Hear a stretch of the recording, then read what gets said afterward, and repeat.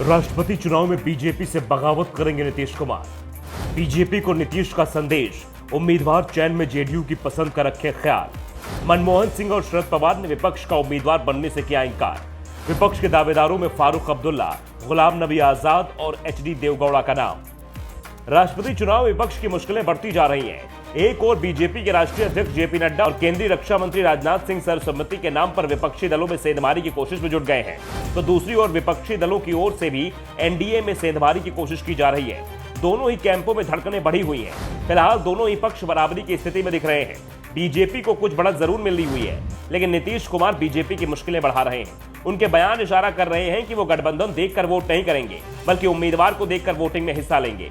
BJP ने उनकी पसंद का ध्यान नहीं रखा तो वो दूसरे उम्मीदवार को भी वोट दे सकते हैं। नीतीश कुमार ने इसका इशारा भी कर दिया है कि नीतीश कुमार ने कहा है, पिछले 2 राष्ट्रपति पद के चुनाव में जेडीयू ने हमेशा स्वतंत्र फैसला किया। हम जहां थे उस गठबंधन के उम्मीदवार को वोट नहीं दिया। 2012 में हम एनडीए में थे, लेकिन वोट यूपीए के उम्मीदवार प्रणब मुखर्जी को दिया। 2017 में महागठबंधन में थे, एनडीए के विरोधी मोर्चे में थे, लेकिन वोट एनडीए के उम्मीदवार रामनाथ कोविंद को दिया। हमें जो पसंद है हम लोग उसी को वोट करते हैं। इस बार कितने उम्मीदवार होंगे ये साफ नहीं हुआ है। उम्मीदवार एक होगा या अनेक होंगे, जब उम्मीदवार सामने आ जाएंगे तब हम फैसला करेंगे। वैसे हम एनडीए के खिलाफ जा रहे हैं, ऐसी नौबत अभी नहीं आई है। अभी तो एनडीए में उम्मीदवार के नाम पर चर्चा भी शुरू नहीं हुई है, लेकिन ये तय है कि एनडीए का उम्मीदवार नीतीश कुमार नहीं होंगे। नीतीश कुमार ने साफ कर दिया कि वो एनडीए के उम्मीदवार नहीं होंगे, लेकिन उम्मीदवार उनकी पसंद का होना चाहिए।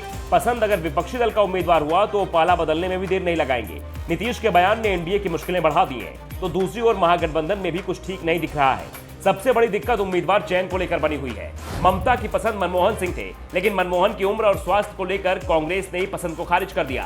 गैर कांग्रेसी विपक्ष का सबसे मजबूत चेहरा शरद पवार खुद ही राष्ट्रपति चुनाव लड़ने से इंकार कर रहे हैं। विपक्ष में उनके नाम पर सहमति है, लेकिन पवार को पता है कि इस बार एनडीए की स्थिति मजबूत है। अगर एनडीए में सेंधमारी नहीं कर पाए, जेडीयू या फिर एआईएडीएमके को एनडीए से अलग नहीं कर पाते हैं, तो फिर विपक्ष कितनी भी कोशिश कर ले, चुनाव में एनडीए का उम्मीदवार ही जीतेगा। इसलिए पवार ने खुद ही चुनाव लड़ने से इंकार कर दिया है।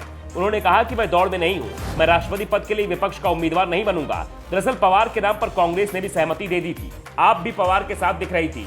पवार के नाम पर नीतीश कुमार से भी बातचीत शुरू कर दी गई थी, लेकिन पवार ने खुद ही अपने पैर खींच लिए। मनमोहन और पवार का नाम मैदान से हटने के बाद अब विपक्ष की ओर से किसी अल्पसंख्यक चेहरे पर दांव लगाने की तैयारी की जा रही है। जम्मू कश्मीर के पूर्व सीएम फारूक अब्दुल्ला और गुलाम नबी आजाद इस समय दौड़ में सबसे आगे चल रहे हैं। सबसे बड़ी बात तो ये, इन दोनों नेताओं के पीएम मोदी से अच्छे संबंध हैं। गुलाम नबी आजाद की तो पीएम ने राज्यसभा में खुलकर तारीफ भी की थी। ऐसे में अगर आजाद के नाम पर मुहर लगती है तो देखना दिलचस्प हो जाएगा कि आप पीएम आजाद की उम्मीदवारी का समर्थन करेंगे। लेकिन आजाद की उम्मीदवारी में एक रोड़ा भी है, वो है राहुल गांधी। राहुल आजाद को पसंद नहीं करते हैं। यह हाल के राज्यसभा चुनाव में भी दिखा था। गुलाम नबी आजाद का नाम राजस्थान में राज्यसभा उम्मीदवारों की लिस्ट में कांग्रेस ने तय कर दिया था। सोनिया गांधी इसके लिए तैयार थी। राजस्थान के सीएम अशोक गहलोत और उनकी पार्टी में ही विरोधी सचिन पायलट ने भी आजाद के नाम का समर्थन कर दिया था, लेकिन राहुल गांधी ने वीटो लगा दिया। ऐसे में आजाद के नाम पर राहुल को तैयार करना कांग्रेस के लिए सबसे मुश्किल काम हो गया है। वैसे उम्मीदवारों में एक नाम पूर्व पीएम एचडी देवगौड़ा का भी चल रहा है। ऐसे में सभी की नजर अब 15 जून को ममता की बैठक पर लगी है। कांग्रेस और एनसीपी ने साफ कर दिया है कि अगर ममता की ओर से किसी ताकतवर नाम को बैठक में रखा जाएगा तो उस नाम पर सहमति बनाने की कोशिश की जाएगी। विपक्ष एनडीए को खाली मैदान देने को तैयार नहीं है। Bureau report, the such India.